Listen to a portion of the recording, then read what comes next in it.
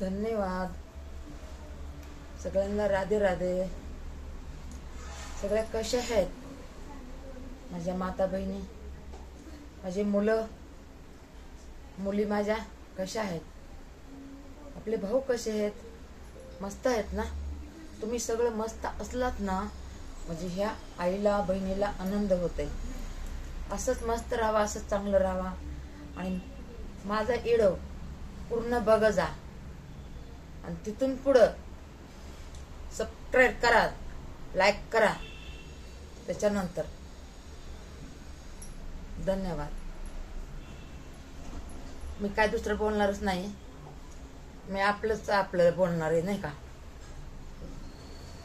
तर काय करायचं बघा, आपण सकाळी उठतोत ना तर आपण चहा पितो, कॉफी पितो. आपण तसं नाही करायचं. आपण काय करायचं, उठायचं, खिडक्या खोलायच्या, दरवाजा खोलायचा, दरवाजाच्या बाहेर जायचं, देवाला नमस्कार करायचा, सूर्यनारायणाला 7 वाजले असल्या तर जरा थोडासा उभा राहून श्वास घ्यायचा दरवाजात. म्हणजे बाहेरची हवा कशी असते या शुद्ध असते सकाळच्या रामपर्यंत. आपण ते करत राहायचं. आपल्या एक मॅडम असं बोलत होत्या तर मी म्हणलं हा आपण पण शेअर करायला पाहिजे, म्हणून मी शेअर करते. आणि हे आवाज बघा आपल्या घरोघर पोहोचायला पाहिजे. हे तुमच्या ताईचा आवाज. उठल्या उठल्या रात्रीचं एक तांब्यात पाणी ठेवायचं. मेन रात्रीचं तांब्यात पाणी ठेवायचं, थोडंसं तेंद्री मीठ टाकून. आणि ते पाणी आपण सकाळी आपल्याला उंटायचं कंटाळा येते ना, म्हणून ते पाणी काय करायचं, ते पाणी आपण प्यायचं का तर शरीर आपलं शुद्ध होतंय, म्हणून ते करायचं बघा. त्याच्यानंतर 10 मिनिटांनी तुम्हाला चहा प्या, कॉफी प्या, तुम्हाला जे पाहिजे ते करा. पण इथे सकाळच्या रामपर्यंत तेवढं करा, आपलं शरीर कसं शुद्ध होऊन जातंय. त्याच्यानंतर आंघोळ पांघोळ झाली, आपण म्हणतो काय करायला पाहिजे, भाजी काय करायला पाहिजे. पण एवढ्या अडचणीत पडायचं नाही. जे आहे ना आपल्या घरामध्ये ते आपल्याकडे पोहे असतात, आपल्याकडं रवा असतो, आपण उपीट बनवायचं. तर सगळ्या लेकरांना पण आपल्या आवडतंय उपीट, आपल्याला पण आवडतंय. आपल्या म्हातारा माणसं असले घरात त्यांना पण आवडतंय उपीट बघा. आणि पोहे तर आपल्या मुलांना किती आवडतात. म्हणून सकाळच्या रामपाऱ्यामध्ये कसली चिंता करायची नाही, काय भाजी करू, काय नाश्ता करू, तसलं काहीच नाही करायचं. बघा किती सोपा उपाय आहे का नाही? सोपा उपाय. त्याच्यानंतर दुपारचं आपण म्हणतात काय करू भाजी, काय करू भाजी. हे बघा रात्रीच सकाळी सकाळी म्हणायचं नाही काय करू भाजी.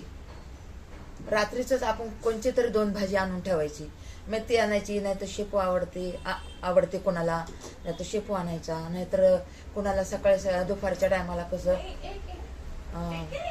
ओली भाजी पसंत आहे तर आपण राजमा तर रात्रीचं भिजू घालतो, राजमा भिजू घालतो, आपण हरभरा भिजू घालतो, म्हणजे काय पण कडधान्य भिजू घालतात, मटकी भिजू घालतो. तर मग बघा हरभरा आणि मटकी करा की दुपारच्या टायमाला मस्त भाताबरोबर किती छान लागते या, आणि लेकरांना किती आवडते या. हे का नाही? सोपा उपाय. एवढी माणूस काय करू म्हणायची गरजच नाही.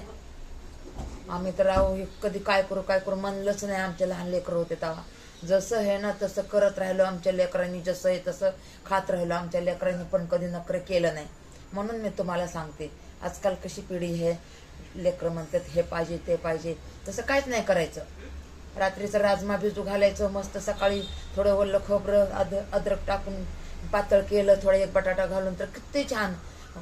आमच्यासारखे पण खातात आणि आपले मुलं पण खातात, आई वडील पण खातात, काही काळजीच नाही. मग भाजीची आपण कशाला एवढं काळजी करतो. भाजी एक तर भिकारी आहे माहिती आहे सगळ्यांना, है का नाही? आपण सगळं करतो पण भाजीसाठी किती नडतो. भाजी करतो आपण पण भाजीला किती आपण म्हणतो की आता काय करायची भाजी, काय करायची भाजी, आणि भाजी तर आपण करतो, मग ती भाजी किती भिकारी आहे. म्हणून आपण भाजीचा नाद सोडून द्यायचा. बाकी संध्याकाळचं आहे, संध्याकाळचं बी आपलं काहीतरी आपण दुपारची तयारी करायची. दुपारची तयारी केली की संध्याकाळी काय म्हणायचा प्रश्नच नाही. झालं भाकरी झाल्या, पोळ्या झाल्या, भात झाला, आमटी झाली, डाळ झाली, तर मग आपण काय करायचं, भाजी आपण नेमलेली आहे ना ती भाजी करूनच घ्यायची. म्हणायचंच नाही भाजी काय करू, भाजी काय करू.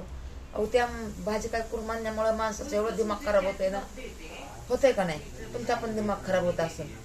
म्हणून नाही का आपण तेवढं म्हणायचंच नाही भाजी काय करू, भाजी काय करू. मी तर आता म्हणायचं सोडूनच दिलंय बघा.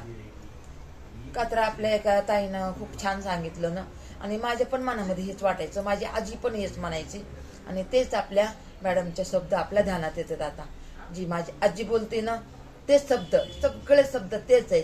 आणि तशीच एक माझी मुलगी म्हणते बघा, मी जे बोलते ना आता, आपली मुलगी काय म्हणते या, की माझी आई जे सांगत होती ना ते तर मोबाईलमध्ये मी ऐकायला लागले बघा. मग त्या माझ्या मुलीला किती ज्ञान आहे बघा की, आणि ती करते हो माझी मुलगी, थोडं ज्ञान करते ना. पण आता काय नशिबाचा खेळ असतो थोडा, तर होत चलत होईन चांगलं, तिचं पण चांगलं होईन, आहे का नाही? आपण काळजी नाही करायची. आता कोणतं बी आपल्यावर संकट येतो, आपण संकटाला किती आपण घाबरतो, किती घाबरतो सांगा की तुम्ही, किती घाबरतो. प्रीत सारलं कोण करतो? हे परमेश्वर करतो ना, हे भगवानजी करतो ना सारलं. सारलं आपण नाही करत, आपण नाही करत सारलं, हे परमेश्वर भगवानजी सारलं करतो. परमेश्वर काय म्हणतो, भगवानजी काय म्हणतो, बाळा बच्चा आगे चल मैं है तेरे पीछे, असं असतो. म्हणून आपण नाही एवढं घाबरून जायचो. आपण घाबरलं ना आपले लेकर किती घाबरणार. म्हणून मेन माणूस आहे ना, मेन माणसाने कंबर खोवून उभा राहायलाच पाहिजे, है का नाही? मी म्हणते, मी जी करते ना ते तुम्ही पण करा. मी तर काही संकट थोडे बघितलेत का, आणि अजून बी बघते, पण मी घाबरत नाही. देवा परमेश्वरा भगवंता तुला काय करायचं तर तू कर, माझं हेच आहे बघा. म्हणून हे बघा हे चालायला लागले, चालायला लागले, चालायला लागले. म्हणून हे बघा सगळेजण चांगलं राहावा, मस्त राहावा, खुश राहावा, आनंदी राहावा. माझी हीच विनंती आहे सगळ्यांना, हीच विनंती आहे माझी सगळ्यांना. सगळ्यांना धन्यवाद, धन्यवाद. राधे राधे, राधे राधे, राधे राधे. सगळं सुखी राहावा. आणि माझा व्हिडिओ बघा जा, सबस्क्राईब करा, लाईक करा. ये कितना मिनिट हो गया बुढ़िया मेरे को, किती मिनिट झालं बघते, आपली मुलगी बघते टाइम किती झाला. 7 ना, 8 मिनिटाचं करते. 8 मिनिटात म्हणजे कसं बघणाऱ्याला बी जरा आवडते. आणि बाकीचं बघा झालं, सकाळचं तर सांगितलं, आपल्या जेवणाचं पण सांगितलं तुम्हाला, 2 उपाय सांगितले बघा. आणि मेन सकाळी सकाळी तर आपण काय करायचं, सकाळी सकाळी तर बघा आपण भोपळ्याचं ज्यूस आणि एक आवळा टाकायचा. ते तर राहो तुम्ही हे बघा करत राहिलात ना, तुम्ही तर बिमार पण पडणार नाहीत कधी. खरंच आता मी हे बघा, मी तर अशीच करते. माझ्या महाग तर लई पिढा होती बघा, मोठी लई पिढा. मी तर दवाखान्याच्या पायरीशी असं 1 मिनिट पण चलत नव्हते. नुसतं एवढं मोठ्या दवागोळ्या असायची. पण आता माझ्याकडे 3च बाटल्या दवागोळीच्या आहेत. माझ्याकडं हे बघा 8 बाटल्या होत्या, 8 बाटल्या होत्या दवाईच्या. पण आज बघा हे मी असे उपाय स्वतः करते उपाय स्वतःच्या माझ्या जीवनावर. तेव्हा हे बघा मी खाण्यापिण्यावर माझी काहीच लालूच नाहीये. खाया प्यायला मला नसलं तरी काहीच मला हे ध्यान नाही येत मला खायचं.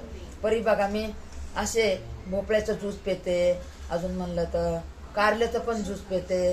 का तर आपलं बघा शरीरासाठी तेच चांगले. जेवण एवढं चांगलं नाही, जेवण मी लय कमी करते बघा.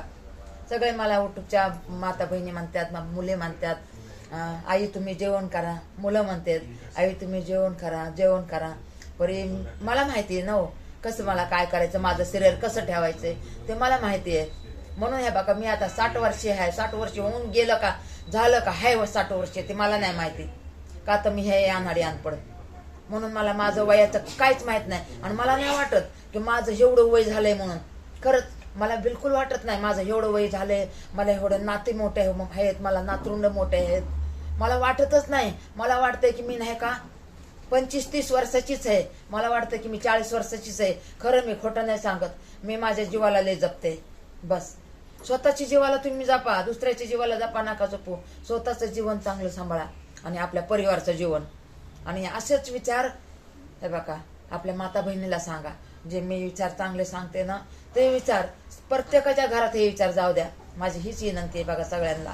बस मी जास्त काय बोलत नहीं। धन्यवाद धन्यवाद धन्यवाद। गुड़िया रानी बंद करो बेटा, 8 मिनट का हो गया, ज्यादा नहीं ये करने का, ज्यादा देखते नहीं है अपने माता बहन।